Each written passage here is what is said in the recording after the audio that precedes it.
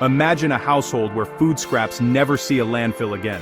For the next 30 days, we're putting that to the test with our compost bin challenge. Watch as we meticulously track every banana peel and coffee ground, aiming for zero food waste and, well, some surprising discoveries along the way. Can one simple bin truly transform our trash habits?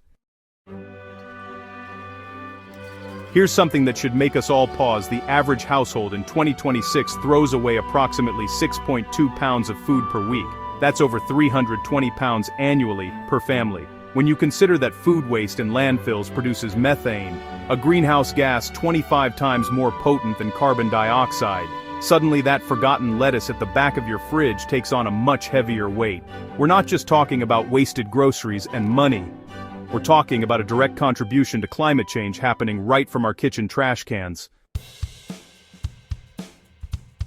That's exactly why we've enlisted Sarah, a suburban gardener with 2 kids, a full-time job and, yeah, admittedly chaotic meal planning habits, to take on our compost bin challenge. Her mission is deceptively simple: achieve zero food waste going to the landfill over the next 30 days, using only a backyard compost bin and some determination. No fancy equipment, no agricultural background required, just one person willing to completely rethink what waste actually means.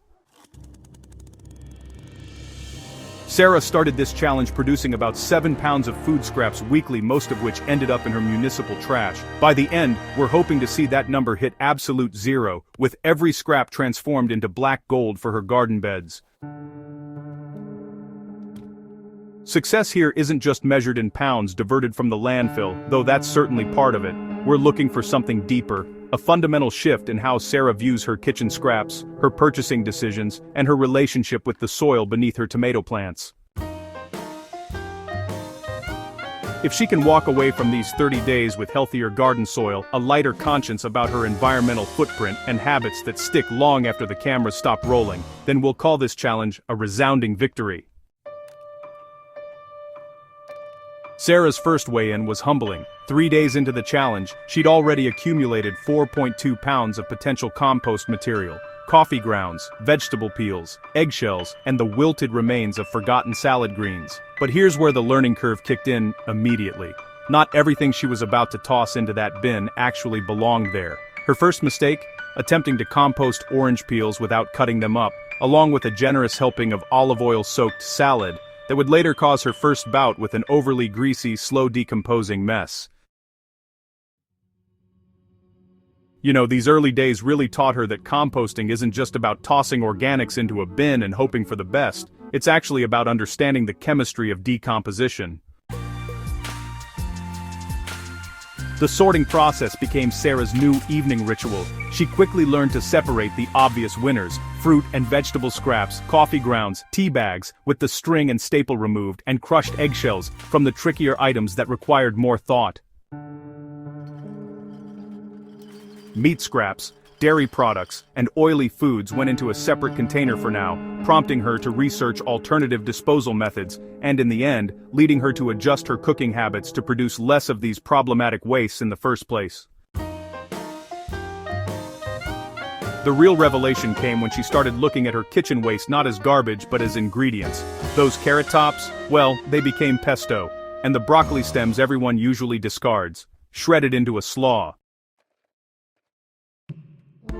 But Sarah's biggest surprise came from the things she assumed would compost easily, but actually shouldn't go in a home bin at all. Glossy paper napkins with synthetic coatings, compostable takeout containers that require industrial composting facilities, and even some tea bags containing plastic fibers.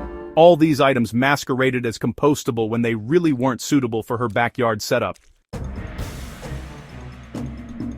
She started keeping a small reference card on her refrigerator, and by day 10, the sorting had become second nature. Her kitchen counter now sported a handsome ceramic container for actual compost, a small bag for items requiring special disposal, and notably, a dramatically smaller traditional trash bin.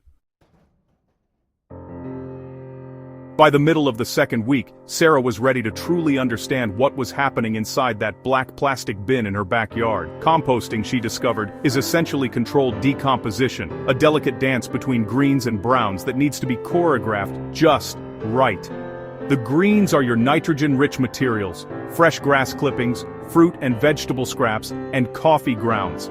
These are the protein-packed ingredients that feed the microorganisms doing the actual work of breaking everything down. The browns are your carbon-rich materials: dry leaves, shredded newspaper, cardboard, and woody stems.